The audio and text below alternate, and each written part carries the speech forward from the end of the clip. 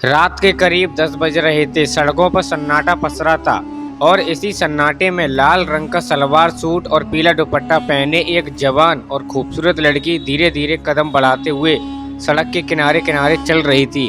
वह कोई आम लड़की नहीं थी, वह थी आईपीएस ऑफिसर पूजा शर्मा। पूजा इस समय अपनी मां की दवा लेने के लिए एक डॉक्टर के घर जा रही थी। उसकी चाल में आत्मविश्वास था, लेकिन चेहरे पर मां की तबीयत की चिंता साफ झलक रही थी।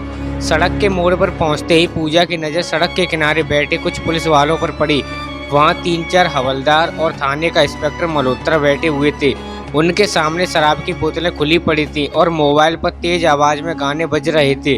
वे सब ऊंची हंसी के साथ ठहाके मार रहे थे, गंदी वीडियो देख रहे थे और पूरी तरह नशे में चूर थे।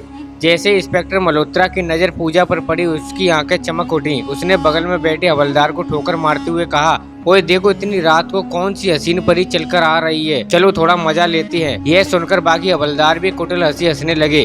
उन्हें जरा भी अंदाजा नहीं था कि सामने खड़ी यह लड़की कोई आम राहगीर नहीं, बल्कि उनके ही जिले की आईपीएस ऑफिसर है। पूजा ने जब यह सब देखा तो वह कुछ क्षण के लिए ठिठक गई। उसने गहरी सांस ली और सीधे कदम बढ़ाते हुए उनकी ओर बढ़ी। तुम लोग पुलिस होकर यह सब कर रहे हो? खुलेआम सड़क पर बैठकर शराब पी रहे हो, गंदे गाने बजा रहे हो। सरकार ने शराबबंदी लागू की है और तुम खुद ही कानून को तोड़ रहे हो। अगर तुम लोग ऐसी हरकतें करोगे तो जनता से क्या उम्मीद की जा सकती है? पूजा ने सख्त लहजे में कहा। पूजा के स्वर में ऐसी दृढ़ता थी कि बाकी हवलदार एक पल को खामोश हो गए, मगर मल्होत्रा पर इसका कोई असर नहीं हुआ। वह लड़खड़ाते हुए उठा और पूजा के सामने खड़ा हो गया। उसकी आंखों में नशा और हवस दोनों साफ झलक रही थी। अरे मैडम, आप कहाँ जा रही हो? इतनी रात को बड़ी खूबसूरत लग रही हो, जरा हम पर भी अपनी नजरें डालो, हम भी तुम्हारे दीवाने हो सकते हैं, मल्होत्रा ने बेहूदी हंसी के साथ कहा। पूजा का हाथ पकड़ने की कोशिश की। पूजा का गुस्सा उबल पड़ा। उसने अपना हाथ झटकते हुए कहा, देखिए इंस्पेक्टर, मैं आपको इज्जत देती हूँ इसलिए चुप हूँ, लेकिन आप बहुत बड़ी गलती कर रहे हैं। मैं इस पूरे मामले की रिपोर्ट दर्ज करवाऊंगी। यह सुनकर मल्होत्रा ठहाका मारकर हंसा। रिपोर्ट? अरे पूरा थाना मेरा है, मैं ही थाने का मालिक हूँ। अगर मैं चाहूँ तो तुम्हें अभी गिरफ्तार करवा सकता हूँ। तुम क्या कर लोगी, समझी? इतना कहकर उसने जोर से पूजा का हाथ पकड़ लिया और पास खींचने लगा। ज्यादा जुबान चलाएगी तो जुबान अभी खींच लूंगा, मल्होत्रा घुर्राया। पूजा के पैरों तले जमीन खिसक गई। उसने सोचा नहीं था कि एक थाने का इंस्पेक्टर इतना गिर सकता है, मगर अगले ही पल उसने खुद को संभाला और दृढ़ स्वर में बोली, आप हद पार कर रहे हैं, सुधर जाइए वरना मैं आपको निलंबित करवा दूंगी। मुझे कमजोर मत समझिए, आप लोगों को पता नहीं मैं कौन हूँ, इसलिए मुझे टक्कर मत दीजिए। मगर मल्होत्रा ने उसकी बातों पर जरा भी गौर नहीं किया। उल्टा उसने पूजा को कसकर अपनी बाहों में खींच लिया। तुम हमें सस्पेंड करवा सकती हो, तुम अपने आप को समझ क्या रही हो? मल्होत्रा ने जर उगलते हुए कहा। बस पूजा का धैर्य जवाब दे गया। उसने पूरे जोर से मल्होत्रा के गाल पर जोरदार थप्पड़ जड़ दिया। थप्पड़ इतना भारी था कि मल्होत्रा लड़खड़ा गया। गुस्से में तिलमिलाते हुए उसने पास पड़ी शराब की बोतल उठाई और पूरी ताकत से पूजा के हाथ में दे मारी।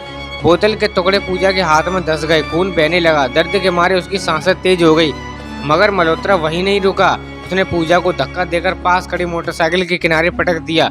पूजा दर्द से करा उठी। उसके दिमाग में सिर्फ एक बात घूम रही थी, अगर मैंने अभी कदम पीछे नहीं किए तो ये दरिंदे आगे बढ़ेंगे। वह जमीन पर गिरते हुए संभली, आंखों में गुस्सा और इरादों की आग लिए। उसने अपने फोन की तरफ हाथ बढ़ाया, मगर तभी मल्होत्रा ने उसका फोन झटक कर फेंक दिया। अब माहौल और खतरनाक हो चुका था। बाकी हवलदार भी खड़े हो गए और घेराव करने लगे। पूजा समझ गई कि अब मामला सिर्फ बहस का नहीं, जान की बाजी का हो सकता है। रात को उस घटना के बाद पूजा शर्मा का पूरा शरीर दर्द कर रहा था। हाथ से खून अब भी रुक रुक कर बह रहा था, लेकिन उसके मन में गुस्सा और आक्रोश किसी भी दर्द से ज्यादा तेज था। वह बामुश्किल खुद को संभालती हुई तेजी से वहां से भागी और सीधा अपने घर पहुंची। दरवाजा बंद करते ही वह बिस्तर पर बैठ गई। उसके कानों में अभी भी मल्होत्रा की गंदी आवाजें गूंज रही थी। उसकी आंखों में गुस्से के साथ साथ बेबसी भी थी। हमारे जिले के थाने में ऐसी हरकतें हो रही हैं और कोई आवाज तक नहीं उठाता। ना जाने यह लोग कितनी लड़कियों को परेशान करते होंगे। पब्लिक अगर शराब पी ले तो पीट पीट कर लॉकअप में डाल दिया जाता है, लेकिन जब पुलिस वाले खुद नशे में सड़क पर दरिंदों की तरह घूम रहे हों तो उन्हें कौन रोकेगा? लेकिन नहीं, अब मैं चुप नहीं रहूंगी, इन लोगों को सबक सिखा कर रहूंगी। पूजा की आंखों में दृढ़ता झलक रही थी। उसने मन ही मन कसम खाई, इन्हें सस्पेंड करवा कर रहूंगी। हर उस लड़की को इंसाफ दिलाऊंगी जो इनकी दरिंदगी का शिकार हुई होगी। पूजा शर्मा पूरी रात सो न सकी। सुबह होते ही उसने अपना एक प्लान बनाया। उसने अपने बचपन की सहेली रेशमा को फोन लगाया रेशमा से उसकी गहरी दोस्ती थी। वह पूजा की बात मानने में कभी पीछा नहीं रहती थी। पूजा ने पूरी घटना और अपने प्लान के बारे में रेशमा को विस्तार से बताया। रेशमा ने बिना एक पल गवाए उसकी मदद के लिए हाँ कर दी। अगली रात योजना के मुताबिक रेशमा को बिल्कुल साधारण लड़की की तरह तैयार किया गया। साधारण सूट सलवार पहनकर वह धीरे धीरे सड़क के उसी रास्ते पर चलने लगी जहां पिछली रात मल्होत्रा और उसके हवलदार शराब पी रहे थे। पूजा भी वहां मौजूद थी, लेकिन इस बार वह दूर एक पेड़ के पीछे छिपकर खड़ी थी। उसके हाथ में मोबाइल था जो रिकॉर्डिंग मोड पर चल रहा था। जैसा अंदाजा था वैसा ही हुआ। सड़क के किनारे वही दृश्य दोबारा हुआ। इंस्पेक्टर मल्होत्रा और उसके हवलदार शराब की बोतलें खोले बैठे थे, गंदे गाने बजा रहे थे और बेहुदा हंसी उड़ा रहे थे। एक हवलदार ने रेशमा को देखा और मल्होत्रा से कहा, सर देखिए, आज फिर एक लड़की सड़क से जा रही है। मल्होत्रा ने आंखें तरेरी और मुस्कुराया, ओह लगता है आज किस्मत हमारे साथ है। चलो आज इसे नहीं छोड़ेंगे, मजा लेंगे। वे सब उठकर रेशमा के पास पहुंचे। रेशमा घबराई सी खड़ी हो गई।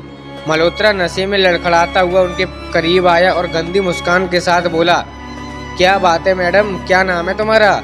इतनी रात को कहाँ निकल पड़ी? चलो थोड़ा हमारे ऊपर भी ध्यान दो, तुम्हारे चेहरे ने तो हमें दीवाना कर दिया। इतना कहते हुए मल्होत्रा बेसुरी आवाज में गाना गाने लगा। रेशमा ने डरने का अभिनय किया। तभी एक हवलदार ने उसका हाथ पकड़ लिया और जबरदस्ती खींचने लगा। रेशमा जोर से चीखी और हाथ छुड़ाने लगी। इधर दूर खड़ी पूजा सब कुछ अपने मोबाइल में रिकॉर्ड कर रही थी। उसकी अंगुलियां मोबाइल को कसकर पकड़े थी ताकि कोई सबूत छूट न जाए। जब हद पार होने लगी तो रेशमा ने प्लान के मुताबिक इंस्पेक्टर का हाथ जोर से काट दिया और झटके से छुड़ाकर भाग निकली। मल्होत्रा गुस्से में चीखा, अरे पकड़ो इसे, मगर नशे में धुत होने के कारण कोई भी उसके पीछे तेजी से भाग नहीं पाया। रेशमा भागते हुए सीधा पूजा के पास पहुंची। दोनों तेजी से वहां पहुंची और अपने घर चली गईं। अब पूजा के पास मल्होत्रा और उसके हवलदारों के खिलाफ एक ठोस सबूत था। अब उसने तय किया कि अब इनको कोई नहीं बचा सकता। अगले ही दिन पूजा शर्मा वर्दी में और गार्ड्स के साथ अपनी दोस्त रेशमा को लेकर थाने पहुंची। थाने पहुंचकर उसने सब कुछ बताया जो रेशमा के साथ रात में हुआ था। उसके बाद हवलदार और इंस्पेक्टर मल्होत्रा ने कहा, ये लड़की झूठ बोल रही है, हमने ऐसा कुछ नहीं किया है, हम समाज की सेवा करते हैं। उसके बाद पूजा शर्मा ने जो वीडियो रात को बनाया था वो वीडियो उनके सामने खोला। जैसे ही वीडियो उनके सामने आया तो उनके तो होश ही उड़ गए। वो माफी मांगने लगे, पैरों में पड़ने लगे, लेकिन पूजा शर्मा ने माफ नहीं किया। उन सबको, हवलदारों और इंस्पेक्टर को सस्पेंड करवा दिया और नए अफसरों की भर्ती की। उन अफसरों से कहा गया कि अगर किसी भी नारी का अपमान या किसी गरीब के साथ कुछ गलत हुआ तो समझ लेना तुम्हारा वही अर्थ होगा जो पिछले अफसरों का हुआ था। सस्पेंड ही नहीं बल्कि सलाखों के पीछे भी किया जाएगा। अगर ये वीडियो आपको पसंद आई हो तो इस वीडियो को लाइक करें और कमेंट करें। सबसे पहले कमेंट करें कि ये वीडियो आप कहाँ से देख रहे हैं, और वीडियो को लाइक करके कमेंट करके चैनल को सब्सक्राइब भी कर लें और प्रेस वाले बेल आइकन को दबा दें, जिससे कि हम जो भी वीडियो डालेंगे उसकी नोटिफिकेशन आपके पास पहले पहुंचे और आप सबसे पहले देखें और सबसे पहले कमेंट भी करें।